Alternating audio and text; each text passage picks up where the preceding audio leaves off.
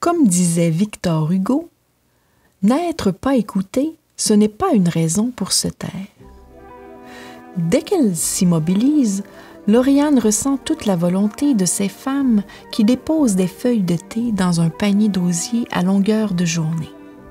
Discrète comme le vent, elle se faufile à proximité d'une cueilleuse afin de se relier à son esprit. Elle l'entend se dire « Tant d'heures et de labeur pour ne recevoir que quelques sous en échange des feuilles amassées. Mais c'est ainsi que je peux nourrir ma famille.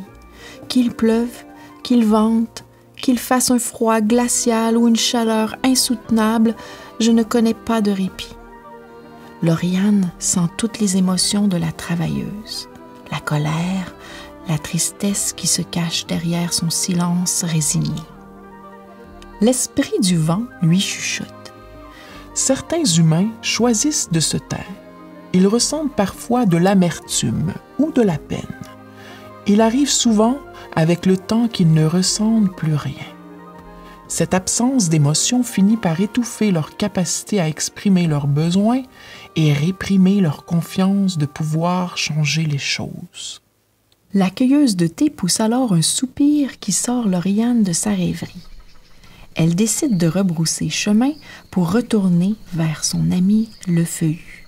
« Cher arbre, pourquoi certaines personnes choisissent de taire leur souffrance? » Petite Lauriane, le silence peut être un refuge pour ceux qui n'ont pas appris à exprimer leurs émotions. Parfois, la douleur devient si accablante qu'ils préfèrent se taire. Mais n'oublie pas, l'expression de nos émotions est une force qui peut changer notre univers intérieur et extérieur. Il peut nous sortir des injustices et permet d'améliorer la société qui nous entoure.